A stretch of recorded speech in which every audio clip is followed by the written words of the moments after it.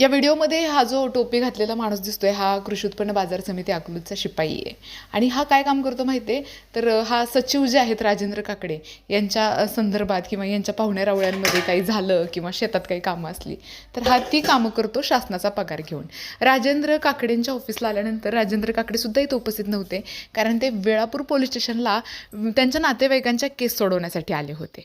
आणि जेव्हा आम्ही यांना म्हणतोय साहेबांना हालचाल रजिस्टर दाखवा, तेव्हा हे अनिल सावंत ACBच्या जाळ्यामध्ये सापडलेला व्यक्ती 25,000ची लाच घेताना सापडले होते. आणि त्यानंतर त्यांना 50% पगारावरती आय थिंक रुजू केलेलं आहे.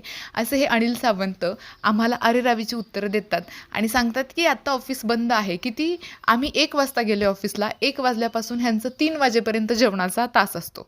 कृषी उत्पन्न बाजार समितीचे वरचे जे आहेत सहाय्यक निबंधक त्यांच्याकडे गेलो असता ते मीटिंगला गेले होते सोलापूरला.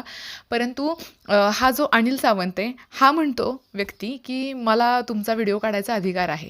आणि पूर्ण स्टाफ जे चमचे आहेत सचिवांचे ते सगळे चमचे सोबत उभे राहिलेले आहेत. कधी जेव्हा राजेंद्र काकडे हे सचिव एंट्री करतात बाजार समितीत आणि ते सांगतात सगळ्यांना की या मॅडमचा व्हिडिओ काढा म्हणून, तेव्हा मात्र जेवढे काही चमचे आहेत राजेंद्र काकडेंचे ते सगळे चमचे आमच्या आजूबाजूला येऊन उभे राहतात. हा अनिल सावंत म्हणतो की मी 7 वाजता ऑफिसला येतो, त्याच्यामुळं मी ठरवणार मी किती वाजता जेवायला थांबणार, किती वाजेपर्यंत मी जेवणाची सुट्टी घेणार. आणि मी PhD केलेली आहे कशामध्ये, करप्शनमध्ये, कारण ते करप्शनमध्ये सापडलेले आहेत ऑलरेडी. ह्या साहेबांना मी म्हणते की सर हा जो फोटो सुरुवातीला जो व्हिडिओमध्ये टोपीवाला माणूस आहे तो इथं कामाला आहे का? ते काय म्हणतात, मला लेखी अर्ज द्या, आम्ही ठरवणार लेखी अर्जाचं उत्तर आम्ही द्यायचं की नाही, आम्ही ठरवणार तुमच्या माहिती अधिकाराला आम्ही उत्तर द्यायचं की नाही. हे अशा पद्धतीचे बोलणं ह्या व्यक्तींकडनं अपेक्षित नाही आहे, कारण एका प्रतिष्ठित खुर्चीवरती हे बसलेत. रिस्पेक्ट यांच्या खुर्चीला आहे, यांच्या डोक्यामध्ये कांदे बटाटेत हे दिसतंय स्पष्टरित्या आपल्याला. जर यांना कायदा कळत असता, जर यांना स्वतःच्या जबाबदारीची जाणीव असती तर अशा पद्धतीनं वरिष्ठांनी आपल्याला अशी उत्तरं दिली नसती. याचा आवाजाचा व्हिडिओ मी माळशिरस अकलूजच्या ग्रुपवरती टाकलेलाच आहे. तत्पूर्वी या सगळ्या ज्या मॅडम आहेत, एका मॅडमनी तर मला धरण्याचा प्रयत्न केला. म्हणजे तुम्ही एका वरिष्ठाच्या ऐकण्यावरून किती खालच्या थराला जाऊ शकता, एका महिलेला एक महिला पकडू शकते आणि तिला ढकलू शकते, हे या माने मॅडमनी दाखवून दिलेलं आहे. निकम मॅडम पाठीमागून काहीतरी बोलतायत, दुसऱ्या ह्या मॅडम समोरच्या ज्या दिसत आहेत त्या बोलतायत. पण ह्या अनिल सावंतांचं वेगळंच आहे.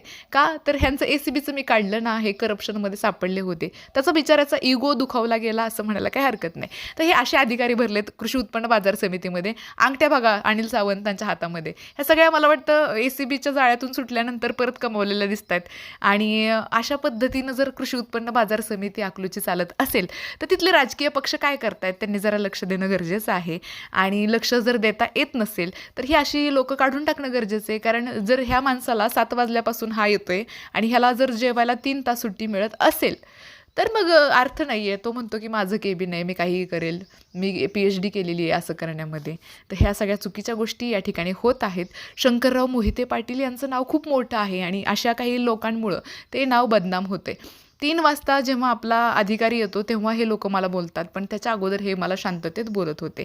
याचा अर्थ की ह्यांच्यावरच्या सचिवांचं ह्यांच्यावरती किती वर्चस्व आहे हे कळतं. हे सचिव ऑलरेडी रिटायर झालेत, त्यांची वयोमर्यादा संपली आहे, तरीसुद्धा आता ते काम करतायत तिथं. मग हे कोणाच्या परमिशननं, याच्यावरती कोणी इशू का नाही दाखल केला याचीही माहिती घेणं गरजेचं आहे.